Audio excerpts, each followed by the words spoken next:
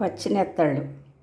ఇవి ఎండు నెత్తళ్ళు కూడా ఉంటాయండి, కానీ ఇవి పచ్చి నెత్తళ్ళే. మార్కెట్లోంచి చేయించి తీసుకొస్తే శుభ్రంగా కడిగేస్తే భలే మెలమెలా మెరుస్తున్నాయి కదా. దీన్ని ఇప్పుడు నేను ఫ్రై చేస్తాను. ఇందులో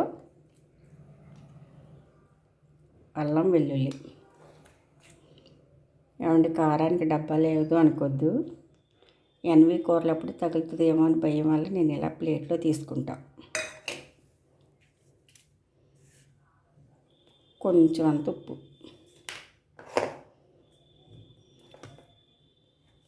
చాలా చిన్న స్పూన్ మాది మసాలాలో, ఎక్కువ పడిపోద్దని నా భయం. ఇది 1-2 స్పూన్లు, మరి చిన్న స్పూన్ పెట్టుకోండి. ఇవన్నీ కలిపి మ్యారినేట్ చేసుకుని ఒక 10 మినిట్స్ ఉంచుకుని నూనెలో డీప్ ఫ్రై చేసుకోవడమే. ఇందులో ఒక 2 స్పూన్ల ఆయిల్ కూడా వేస్తానండి. ఆయిల్ వేయడం వల్ల ఇవన్నీ మసాలాలన్నీ చేపలకి చక్కగా పట్టుకుంటుంది.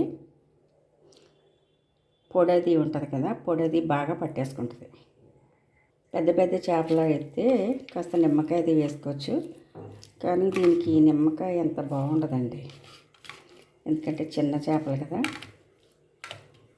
చక్కగా అంతే, ఒక 10 మినిట్స్ అయితే చాలు. దీనికి మూత పెట్టేసి వేయించేసుకోవడమే.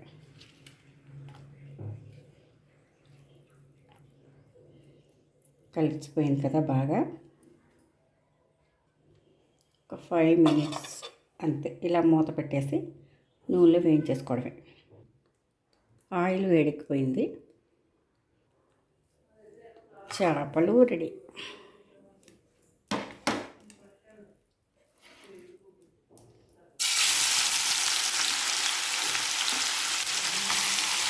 ఇవి ఒక పావు కిలో కదా, కాస్త నూనె ఎక్కువ వేసుకుని నేను ఒకసారి వేయించేస్తానండి.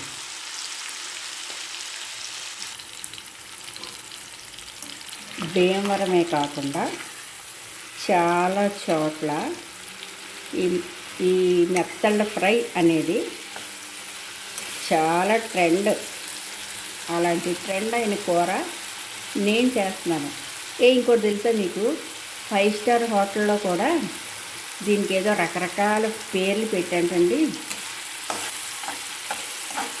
ఫ్రైలు ఇస్తున్నారంటండి. నాకెలా తెలుస్తుంది అంటున్నారా? ఈ చిన్న చేపల కూరలో నేను ఎక్కువగా తింటానని మా పిల్లలు ఎవరో వెళ్ళి దాని పేరేంటో చెప్పారు, కానీ నేను మర్చిపోయాను. ఏముందండి పెద్దగా, ఏమైనా ఇందులో నేను చంపడం ఉందా? అన్నీ కలిపేసి మామూలు చేపలాగే మ్యారినేట్ చేసి నూనెలో వేసి వేపేస్తున్నాను. చారు ఉంటుంది మనకి. ఇంకో 2 కూరల మీద ఇది కాస్త వేసుకొని తింటే మనం సొంతగా చేయించుకున్నామన్న తృప్తి.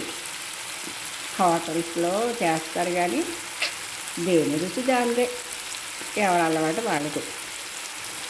కాకపోతే ఏంటంటే ఇది మెయిన్ కోర్స్ అయింది కదా, ఆ మెయిన్ కోర్స్ ఇప్పుడు నేను చేస్తున్నా, అది నా ఆనందం. వీటిని ఇలాగే హైలో ఉంచేస్తే సరిపోద్ది. కాస్త జాగ్రత్తగానే వేయాలి, చెయ్యాలి, అప్పుడే దాని రుచి కదా. ఒక్కసారి కదిపాను, చూసారా అయిపోయింది, అన్నీ సరిపోయింది. దీని మీద కాస్త కొత్తిమీర గార్నిష్ చేసుకుంటే కూర అయిపోయినట్టే. చూసారా, మరి అంత కరకరలాడేటట్టుగా ఏమక్కర్లేదండి. ఇలా ఉంటే కర్సివ్గా భలే ఉంటుంది, ముళ్ళు ఉండదు కాబట్టి నో ప్రాబ్లం, ఎవరైనా తినేయచ్చు. నూనె పైకి తేలిపోతుందంటే అయిపోయినట్టే.